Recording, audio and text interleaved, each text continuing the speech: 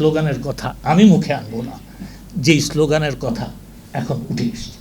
দেখেন, আমি খুব খুশি হতাম যে এই যারা আন্দোলন করছেন, আমি আন্দোলনের কথা অবশ্যই বলবো, যারা আন্দোলন করছেন তারা যদি বলতেন আমি কে, তুমি কে, আমরা বাঙালি, আমরা মুক্তিযোদ্ধার সন্তান, এইটা যদি বলতেন আমি অবশ্যই বলতাম যে yes, you have a right, yes we will consider.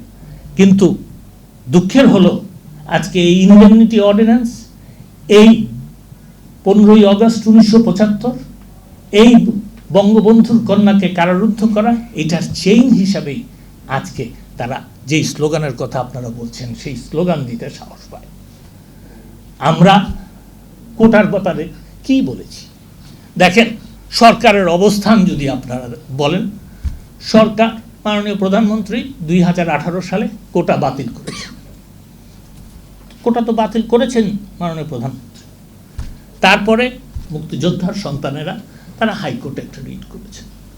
এই যে আজকে কোটা আন্দোলন যারা করছেন, কোটা বিরোধী আন্দোলন, তারা হাইকোর্টে তো একজন আইনজীবী দেন নাই। হাইকোর্টের তো নিয়ম আছে যে সরকার, অফকোর্স অ্যাটর্নি জেনারেল সাহেব আর্গুমেন্ট করেছেন, তাকে সহায়তা করতে পারতেন, নিজেরা ইন্টারভেনার হয়ে তারা বলতে পারতেন আমরা যে মামলা হয়েছে আমাদের কিছু বক্তব্য আছে, আমাদের কথা শোনে, কিচ্ছু বলে নাই, তারা যায়ও নাই, তারা শুনেও নাই। হঠাৎ একদিন সকালবেলা যখন হাইকোর্টের রায়ের কথা পত্রিকায় বেরোলো, তারা জন্ম নিলেন ওনারা হঠাৎ যে কোটা বিরোধী আন্দোলন করতে হবে। ভালো কথা। তারপর কি হলো, ওনারা হাইকোর্টে যাবেন না, ওনারা রাস্তায় থাকবেন। মাননীয় প্রধান বিচারপতির কাছে গেলেই কিন্তু তাদেরকে, এবং এটা প্রমাণিত হয়েছে, এমন না যে প্রমাণিত হয় নাই, মাননীয় আপিল বিভাগের কাছে গেলেই কিন্তু তাদেরকে পক্ষভুক্ত করা যেত, তারা যেতেন। আচ্ছা, আমি তাদেরকে সাধুবাদ জানাই যে তাদের একটা সুবুদ্ধি হয়েছিল, তারা আদালতে গেছেন, আপিল বিভাগে গেছেন। সকল বাংলায় লেখা, সকল প্রতিবাদকারী কোমলমতি ছাত্রছাত্রীদেরকে স্ব শিক্ষা প্রতিষ্ঠানে ফিরে গিয়ে নিজ নিজ কাজে অর্থাৎ পড়াশোনায় মনোনিবেশ করতে বলা হলো। ছাত্রছাত্রীরা চাইলে আইনজীবীর মাধ্যমে তাদের বক্তব্য অত্র আদালতের সামনে তুলে ধরতে পারেন। আদালত মূল দরখাস্তটি নিষ্পত্তিকালে তাদের বক্তব্য বিবেচনায় নেবে।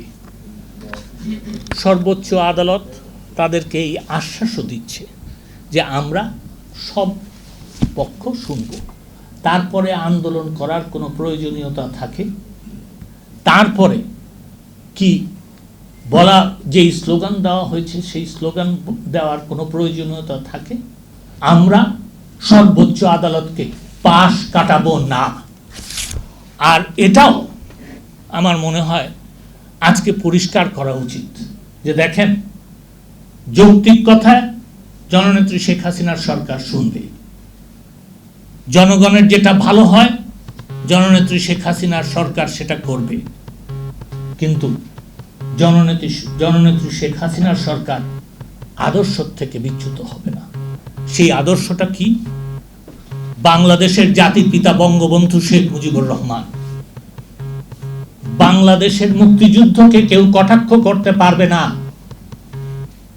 বাংলাদেশের মুক্তিযুদ্ধের চেতনাকে কেউ নষ্ট করার চেষ্টা করতে পারবে না, বাংলাদেশের বীর মুক্তিযোদ্ধাদের কেউ অসম্মান করতে পারবে না। আমাদের এই চেতনা নিয়ে এগিয়ে যেতে হবে। আমি আপনাদেরকে সকলকে আহ্বান জানাই, সেই চেতনায় উদ্বুদ্ধ হয়ে বাংলাদেশকে 2041 সালে উন্নত বাংলাদেশ এবং একটা আইনের শাসন প্রতিষ্ঠিত দেশ হিসাবে পরিচিত করার জন্য সেই সংগ্রামে লিপ্ত হতে।